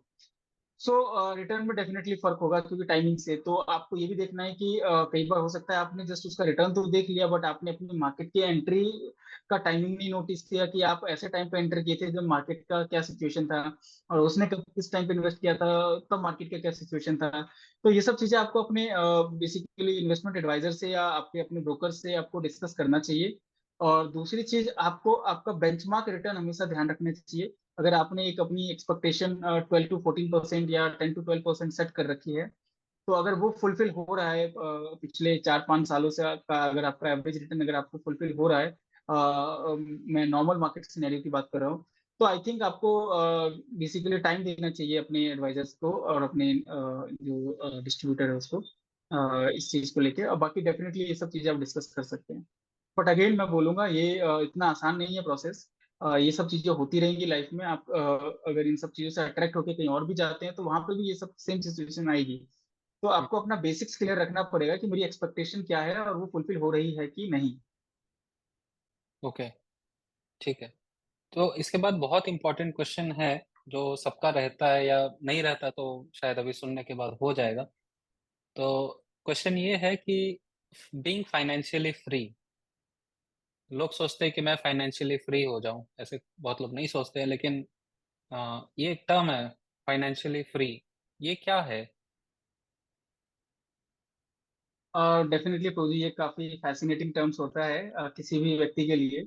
और आजकल काफी पॉपुलर हो गया है, क्योंकि अनफॉर्चुनेटली या फॉर्चुनेटली मुझे ज्यादा आइडिया नहीं है, बट पहले जो हमारा एक सिस्टम होता था परिवार का, वो जॉइंट फैमिली का हुआ करता था। और हम लोग मोस्टली एग्रीकल्चर पे डिपेंडेंट हुआ करते थे। सो फाइनेंशियली फ्री जैसा कॉन्सेप्ट की जरूरत ही नहीं पड़ती थी कि समहाउ फैमिली में सब काम कर रहे हैं और एक दूसरे को सबके काम का बेनिफिट मिल रहा है, और उनके लिए रोटी कपड़ा मकान जैसे सिचुएशंस काम करके फुलफिल हो रही है। बट आजकल हम अपने लाइफ का एक मेजर पोर्शन बिना कमाए बिताने वाले हैं। ये फैक्ट है, और हमने एग्रीकल्चर पे अपनी डिपेंडेंसी बहुत कम कर दी है। तो कहीं ना कहीं एक एज के बाद अगर आप प्राइवेट सेक्टर में हैं या गवर्नमेंट सेक्टर में हैं, आपको एक एक लंबा चौड़ा एक टाइम फ्रेम है जो आपको जीना है, जिसमें आपकी कोई अर्निंग नहीं होगी, एक्टिव अर्निंग नहीं होगी। उस टाइम फ्रेम में हमारी जो मेडिकल कॉस्ट वगैरह, जो मेडिकल साइंस जितना डेवलप किया है, कहीं ना कहीं हमारी लाइफ एक्सपेक्टेंसी भी बढ़ गई है। सो आने वाले टाइम में अगर आप 60 साल पर रिटायर होते हो, 50 साल पर रिटायर होते हो, और आपकी अगर लाइफ एक्सपेक्टेंसी 85 ईयर्स है, या आप 85 साल या 90 साल तक जीते हैं, तो 40 साल तक आप बिना कमाए जीने वाले हैं। और जैसे कि मैंने स्टार्टिंग में कहा, पहले जो कल्चर होता था वो जॉइंट फैमिली का होता था, जहाँ पे ओल्ड एज में लोगों की केयर करने के लिए लोग होते थे। बट अब माइक्रो फैमिली का कल्चर है। अब आप एक्सपेक्ट नहीं कर सकते कि आपके बच्चे जिनको आप अभी ग्रो कर रहे हैं, वो आपके साथ रहने वाले हैं फ्यूचर में। तो कहीं ना कहीं आपको अपने फाइनेंशियल और आपको अपना पर्सनल केयर मैनेज खुद ही करना पड़ेगा। डेवलप्ड कंट्रीज में ये ऑलरेडी ये सिस्टम काफी टाइम से चल रहा है कि वो अपने रिटायरमेंट को बहुत सीरियसली प्लान करते हैं। और अभी डेवलपिंग कंट्री लाइक इंडिया, यहाँ पे ये कल्चर अभी धीरे धीरे पॉपुलर हो रहा है। सो फाइनेंशियली फ्री का मतलब है वो टाइम जिस टाइम पे आप कमा ना रहे हो, आप कुछ भी पैसा अर्न नहीं कर रहे हो, और आपकी लाइफस्टाइल जैसी चल रही है एज इट इज चलती रहे till the end of your life, उसको फाइनेंशियल फ्रीडम कहते हैं। और उस फाइनेंशियल फ्रीडम को गेन करने के लिए डेफिनेटली आपको जो पैसा आप कमा रहे हैं उस पैसे को ग्रो होने के लिए कहीं पे लगाना पड़ेगा। अभी मान लो किसी को फाइनेंशियली फ्री होना है, तो अ, अभी कैसे पता चलेगा उसको कितना अमाउंट चाहिए, कितना इन्वेस्ट करना चाहिए? एवरी मंथ करना है कि लमसम करना है? बहुत लोगों के पास लमसम नहीं होता है, बहुत पैसे नहीं होते, वो लोग जॉब करते हैं, तो जी। मंथली करना चाह रहे हैं। और कि सबके अलग अलग एक्सपेक्टेशंस होते हैं, कोई 10 इयर्स में रिटायर करना चाहता है, फाइनेंशियली फ्री होना चाहता है, कोई 20 इयर्स में होना चाहता है। तो अभी डेफिनेटली इसमें एक एडवाइजर की रिक्वायरमेंट होती है, बट हम कुछ आप एग्जांपल दे सकते हैं क्या? कि अगर कोई मान लो एक नॉर्मल आदमी है, उसके पास मान लो अभी अपना अपना घर है, मान लो, या क्योंकि बहुत सारे ऑप्शंस आ जाते हैं इसमें, किसी के पास घर नहीं होता है, किसी के पास घर होता है, कोई रेंट पे रह रहा है। तो ऑब्वियसली बहुत सारे फैक्टर्स हैं जो इसको कैलकुलेट करने में डिपेंडेंट होते हैं बहुत सारे फैक्टर्स।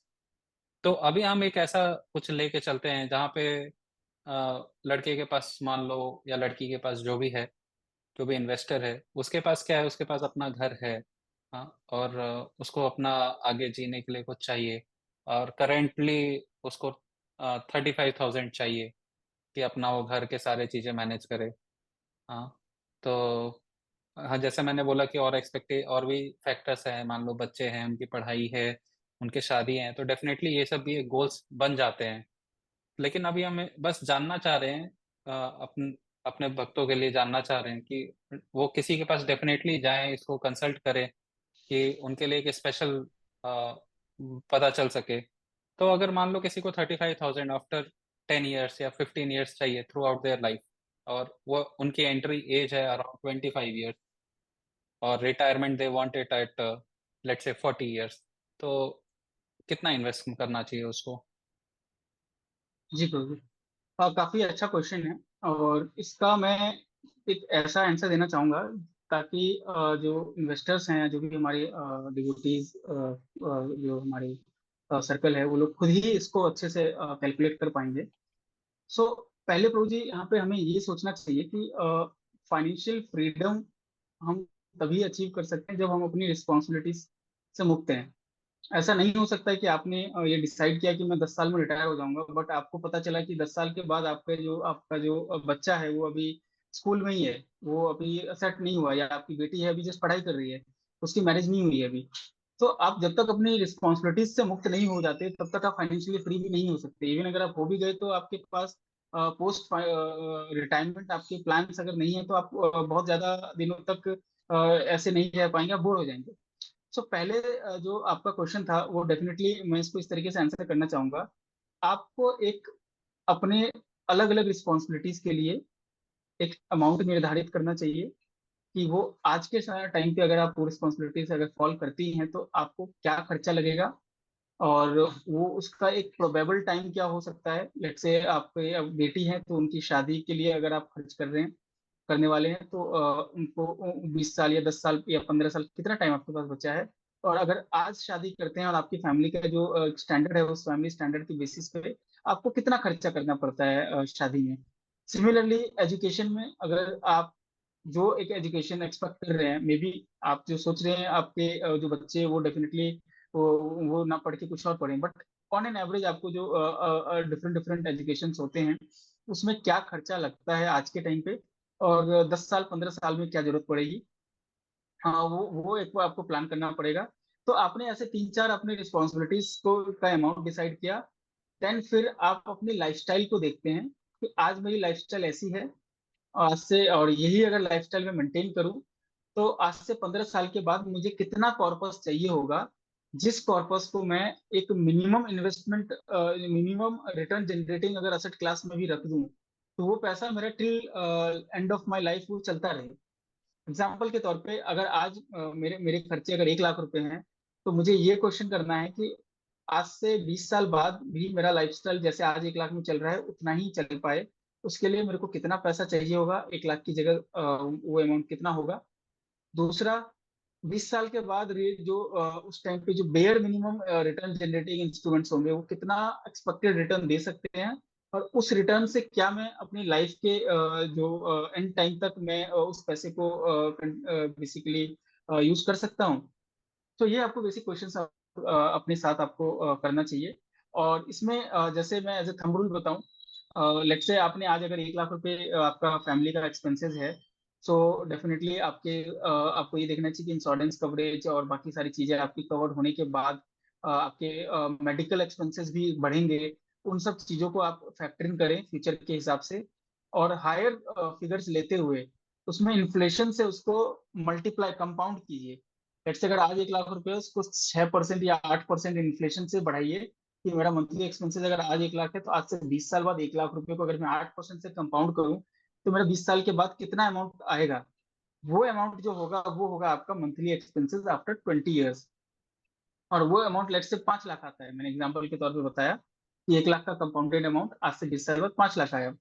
तो अब आपको देखना है कि मेरे को कितना अमाउंट जमा करना है कि मेरे को आज से 20 साल के बाद 5 लाख रुपए पर मंथ का रिटर्न जनरेट कर पाऊं। तो एग्जाम्पल के तौर पे मैं लेता हूँ कि आपको 5% की रिटर्न जनरेट होती है बेसिकली। आज से 20 साल के बाद एनुअली आप 5% की रिटर्न एक्सपेक्ट करते हो मार्केट से। तो आपको देखना है कि मुझको 5 लाख अगर मेरा मंथली एक्सपेंसेस है तो मुझे 60 लाख पर एनम चाहिए होगा आफ्टर 20 ईयर्स। और 5% का अगर रिटर्न आ रहा है तो आपको कितना पैसा चाहिए होगा, यानी अप्रोक्स 12 करोड़, जिसका 5% आई थिंक 60 लाख होता है। आपको 12 करोड़ रुपए इन्वेस्ट करना पड़ेगा ताकि आपको एनुअली 60 लाख रुपीज का रिटर्न जनरेट हो। ये एक तरीका है जहाँ पे आपने 12 करोड़ आपको एक लमसम अमाउंट जनरेट आपने एक्यूमुलेट किया और उसको इन्वेस्ट कर दिया, जो कि 5% आपको रिटर्न जनरेट करेगा, आपका कैपिटल सेफ है। दूसरा तरीका होता है कि आपको ये सोचना है कि लेट्स से आपने 12 करोड़ रुपए जमा कर लिए या आपने 10 करोड़ जमा कर लिए, तो आपको मंथली 5 लाख चाहिए और बाकी पैसा आप कहीं ना कहीं मार्केट में ही उसको इन्वेस्टेड रखना चाहते हैं। तो ऐसा भी कर सकते हैं कि आपको 12 करोड़ की जरूरत ना पड़ते हुए हो सकता है कि आपको 5 या 7 करोड़ की ही कहीं कॉर्पस जमा करना पड़े और 5 लाख मंथली आप उस कॉर्पस से निकालते रहे और बाकी पैसा मार्केट में ग्रो होता रहे। तो आपको 30 साल में ऐसा सिचुएशन हो सकता है कि आपका पैसा पूरा का पूरा एब्जॉर्ब हो जाए, यानी आपने सारा रियलाइज कर लिया विद रिटर्न, या आपने जो आपके खर्चे हैं वो मेंटेन रहे और आपके पास कॉर्पस भी हमेशा खड़ा रहा, जो कि आपको इमरजेंसी सिचुएशंस के लिए हमेशा कॉन्फिडेंट होता है। तो इस तरीके से आप प्लानिंग कर सकते हो कि आपको कैसे कितना अमाउंट चाहिए, उसको सोचते हुए आप उसको कंपाउंड कीजिए इन्फ्लेशन से। और उसमें आप अपने एक्सपेक्टेड जो चीजें ग्रो हो सकती है, जैसे मेडिकल एक्सपेंसेस आज नहीं है बट फ्यूचर में होगा, वो सब फैक्टरिंग करके आप एक फिगर डिसाइड कीजिए और उस फिगर की रिवर्स कैलकुलेशन कीजिए कि उतना फिगर 20 साल बाद चाहिए तो आज मेरे को कितना इन्वेस्ट करना चाहिए। तो उससे जो अमाउंट आता है वो अमाउंट आपको मंथली इन्वेस्ट करना है। और इसमें एक चीज ध्यान रखें, आपको प्रैक्टिकल होने की बहुत जरूरत है। अगर आपके मंथली एक्सपेंसेस 25 हजार है तो आप ये मत, प्रैक्टिकली ऐसा नहीं हो सकता है कि आप उसको 5 लाख कर दें। राइट। आपको अपना लाइफस्टाइल आज के हिसाब से इमेजिन करना है, ना कि जो आप विजन कर रहे हैं उसके हिसाब से इमेजिन करना है। डेफिनेटली अगर आपने वेल्थ क्रिएट कर लिया तो आप वो कर सकते हैं, बट आज की सिचुएशन में प्लानिंग आपको अपनी करंट लाइफस्टाइल के बेसिस पे करनी चाहिए। तो इसमें फिर कैसे, अभी अगर कोई मैरिड नहीं है तो क्या वो इस चीज का प्लानिंग कर सकता है? बिल्कुल बिल्कुल। अगर वो मैरिड नहीं है तो उसके लिए एक अच्छा टाइम है कि वो अभी उसके पास नियर टर्म्स में कोई रिस्पॉन्सिबिलिटी नहीं है। और जब तक रिस्पॉन्सिबिलिटी नहीं आती है तब तक वो एक कॉर्पस बिल्डिंग कर सकता है। डेफिनेटली अभी रिटायरमेंट उसके लिए बहुत ज्यादा अभी कंसर्निंग नहीं होगा क्योंकि अभी उसके पास बहुत ज्यादा रिस्पॉन्सिबिलिटीज नहीं है। बट जब तक रिस्पॉन्सिबिलिटीज नहीं है तब तक वो अपना एक बेस कैपिटल बना सकता है, जो कि कहीं ना कहीं उसके फ्यूचर में जो रिस्पॉन्सिबिलिटीज वो लेने वाला है या वो लेगा, उस रिस्पॉन्सिबिलिटीज को अचीव करने में और अपने रिटायरमेंट गोल को और फाइनेंशियल फ्रीडम को अचीव करने में उसकी लाइफ को आसान बना देगा, अगर वो अभी इनिशियल डेज से ही कॉर्पस बिल्डिंग पे फोकस करता है। सो डेफिनेटली अभी पर्सन विद नो रिस्पॉन्सिबिलिटीज और person with very limited responsibilities, उसके लिए अभी कॉर्पस बिल्डिंग एक मेन गोल होना चाहिए कि अभी वो उस समहाउ अदर वो ज्यादा से ज्यादा पैसा मार्केट में इन्वेस्ट करके अपना एक बेस कैपिटल खड़ा करना चाह रहा तो डिवोटीज का कंसर्न ऐसा रहता है कि they are not married and वो लोग क्वेश्चन पूछते हैं कि मेरे को प्रभु 20 इयर्स या 25 इयर्स बाद रिटायरमेंट लेना है। तो question is that valid question? पहली बात तो ये। है। नहीं, ये एक्चुअली वैलिड क्वेश्चन नहीं है। डेफिनेटली उनको कंसर्न है कि उनको रिटायर होना है, बट अभी उनको पता नहीं कि उनके पास क्या क्या रिस्पॉन्सिबिलिटीज आने वाली है फ्यूचर में। सो उनको हमें बोलना चाहिए कि आपका जो अभी गोल है वो 20 ईयर्स सेंट्रिक ना होके अभी हम उसको लेट्स से उनकी मैरिज में या उनकी जो रिस्पॉन्सिबिलिटीज है उसको आने में 5 साल या 10 साल है, तो अभी हम 10 साल का गोल रखते हैं। 10 साल के हिसाब से अपनी प्लानिंग करते हैं और जैसे जैसे आपकी रिस्पॉन्सिबिलिटी ऐड ऑन होती रहेंगी हम अपने गोल को टाइम टू टाइम बेसिस पे चेंज करते रहेंगे। मतलब अगर देखा जाए तो इसमें बहुत ज्यादा एक्चुअली मेरे को दिखता है रोल की एडवाइजर होना बहुत जरूरी है, जो टाइम टाइम पे गोल्स को चेक करते रहे और जो भी हमारे नीड्स हैं या जो थोड़े बहुत वांट्स हैं उसको देख के उसको एनालाइज करके उसको इन अलाइन किया जाए इसको। तो डेफिनेटली प्रोजेक्ट विदाउट एडवाइजर बहुत डिफिकल्ट है ये सब सारी चीजें खुद कर पाना। और ये कहीं ना कहीं एक इकोसिस्टम का पार्ट है कि आप किसी चीज में बेस्ट हैं जिसके लिए आप चार्ज कर रहे हैं और आप किसी को पे कर रहे हैं जो कि वो अपनी फील्ड में बेस्ट है। सो ये कंप्लीट एक इकोसिस्टम की तरह काम करता है। और हमेशा ये हमें सोचना चाहिए कि हम सारी चीजों में एक्सपर्ट नहीं हो सकते। तो इसीलिए हमें एक्सपर्टीज के लिए पे करने के लिए रेडी रहना चाहिए। अगर किसी से हम एक्सपर्टीज ले रहे हैं तो हमें डेफिनेटली उसको पे करने के लिए रेडी रहना चाहिए। तो अभी आप जैसे बीच में इंश्योरेंस का बात कह रहे थे, तो उससे मेरे को कुछ याद आया कि अभी इंश्योरेंस भी काफी तरीके के होते हैं। जैसे लाइफ इंश्योरेंस होता है, एलआईसी हो गया, टर्म इंश्योरेंस होता है, हेल्थ इंश्योरेंस होते हैं। हेल्थ इंश्योरेंस में भी कुछ टॉपअप्स होते हैं। तो थोड़ा इंश्योरेंस के बारे में जानना था कि हेल्थ इंश्योरेंस, टर्म इंश्योरेंस और लाइफ इंश्योरेंस, ये तीनों क्या हैं ये? अंडरस्टैंड।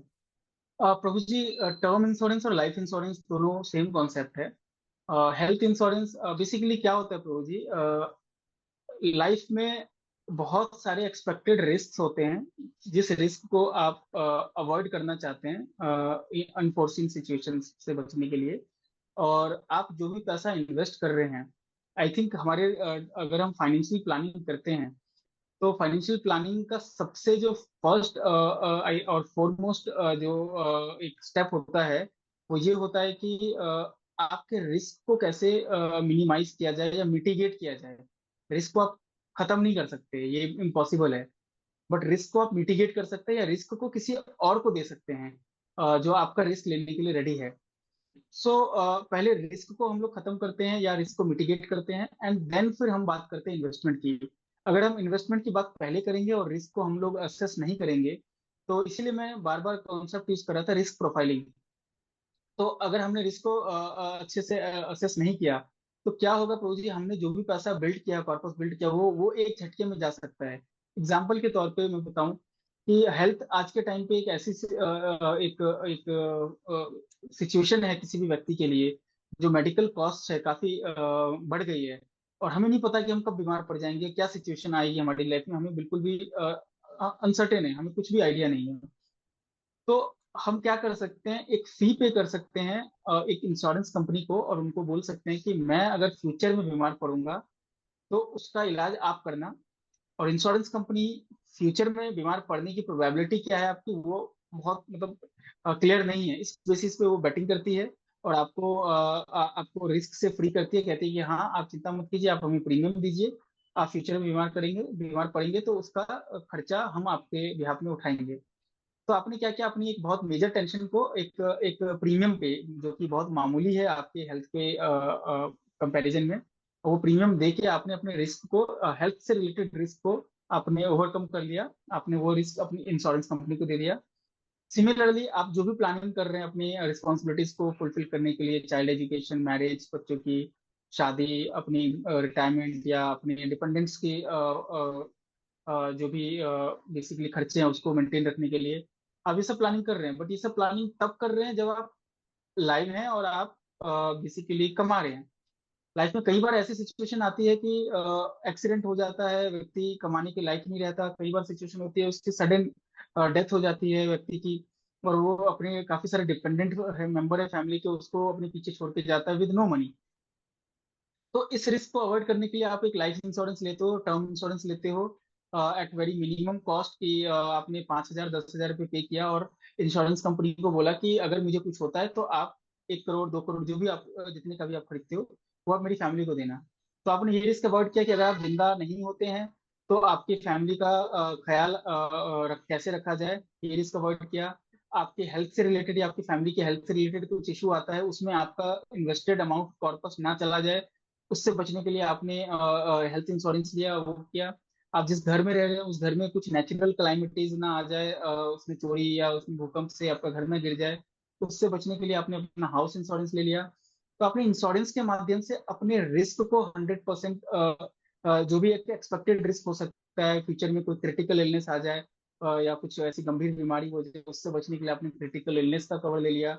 आपने हर तरीके के जो एक रिस्क एक इंसान के जीवन में हो सकता है उस रिस्क को एनालाइज किया और उस रिस्क को किसी और को दे दिया एक प्रीमियम के बदले में। वो प्रीमियम आपने पे किया।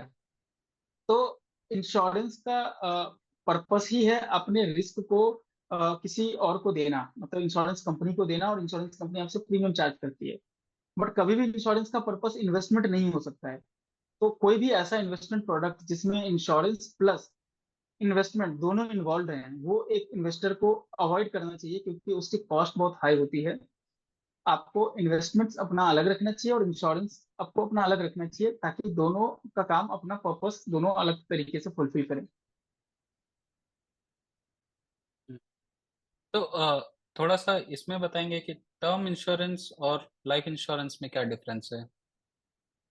और प्रभु जी, टर्म इंश्योरेंस जो होता है, इवन लाइफ, दोनों एक्चुअली सेम कॉन्सेप्ट है। अगर लाइफ इंश्योरेंस की आप अपने लाइफ का इंश्योरेंस कर रहे हैं, बट उसमें क्या होता है, कई बार जब आप किसी जैसे एलआईसी से या फिर कोई और जो इंश्योरेंस कंपनी है उससे लेते हैं, तो आपके लाइफ इंश्योरेंस के साथ साथ कुछ आपको मनी और रिटर्न, इन्वेस्टमेंट रिटर्न की भी पॉलिसीज आपको देते हैं, जिसमें आपको एक रिस्क कवर जो आपकी लाइफ के मिस हैपनिंग से रिलेटेड हो सकती है वो भी कवर करते हैं। और एट द सेम टाइम जो आप इन्वेस्ट, जो पैसा आप उनको दे रहे हैं, उसमें आपको कहीं ना कहीं रिटर्न भी जनरेट करके देते हैं। तो जब ये दोनों चीज मिक्स होती है, उसको भी हम लोग जनरली लाइफ इंश्योरेंस ही बोलते हैं। सो जो प्योर टर्म इंश्योरेंस होता है, वो क्या होता है, आपका सिर्फ और सिर्फ जो लाइफ से रिलेटेड रिस्क हैं किसी भी व्यक्ति के, उसमें कुछ रिटर्न आने की कोई संभावना नहीं होती पैसे की। वो आपसे आपके लाइफ से रिलेटेड रिस्क को कवर करती है। कुछ हो जाता है आपके होने के बाद, आपकी फैमिली को वो कवर करते हैं, आपको जो डिपेंडेंट है उसको वो पैसा देंगे। और अगर आप जीवित हैं तो वो आपके रिस्क को कम कर रहे हैं और आपको कुछ रिटर्न नहीं मिलता है। तो टर्म इंश्योरेंस 100% प्योर आपके रिस्क को कवर करता है, आपको कोई इन्वेस्टमेंट ऑप्शंस नहीं देता है, आपको पैसे को वापस करने की उसमें कोई संभावना नहीं होती है। तो टर्म इंश्योरेंस बेसिकली थोड़ा रिलेटिवली सस्ता होता है as compare to life 100%। Insurance. 100%। Okay. और टर्म इंश्योरेंस में कुछ मिलता नहीं है बट अपना रिस्क मिटिगेट हो जाता है at a very minimum price, देखा जाए तो। एग्जैक्टली। एग्जैक्टली, इसको ओके। एक्चुअली मैं काफी लोगों को एग्जांपल देता हूँ, ये सोचना, इस तरीके से सोचना चाहिए कि आपने अगर 1 करोड़ रुपए का टर्म इंश्योरेंस लिया है, और आप एक्सपेक्ट कर रहे हैं कि आप 60 साल या 40 साल के लिए आपने कवर लिया है, कि आने वाले 40 साल में, तो आप अंदाजा लगा सकते हैं कि आने वाले 40 साल में अगर आप 1 करोड़ का टर्म इंश्योरेंस आप लेट से 10,000 में परचेज करते हो, तो साल का आप 10,000 प्रीमियम दे रहे हो, तो 40 साल में आप कितना प्रीमियम देंगे? ऑलमोस्ट 4 लाख रुपए। तो आपने 4 लाख रुपए पे करके आपने 1 करोड़ का रिस्क कवरेज ले लिया, और किसी भी व्यक्ति के जीवन में आने वाले 40 साल में किसी मिसहैपनिंग होने के चांसेस बहुत ज्यादा हैं। मतलब 1 साल में कुछ मिसहैपनिंग हो इसके चांसेस बहुत कम है, एक दिन में मिसहैपनिंग हो उसके चांसेस बहुत ज्यादा कम है। बट 40 साल में आप अश्योर्ड नहीं है कि पिछले आने वाले 40 साल में आपकी लाइफ में कुछ नहीं होगा, ये कोई गारंटी नहीं कर सकता। तो आपने 4 लाख रुपए के कॉस्ट पे आपने 1 करोड़ रुपए से अपनी फैमिली को सिक्योर कर दिया है। सो ये इस तरीके से काम करता है बेसिकली। ये आपको कभी ये नहीं सोचना चाहिए कि आपने 10,000 या 15,000 रुपये हर साल वेस्ट कर रहे हैं। आपको ये सोचना चाहिए कि टोटल आप कितना पे करेंगे, अगर आप लेट से आपको कुछ ना हो, आपका आप सुरक्षित हैं।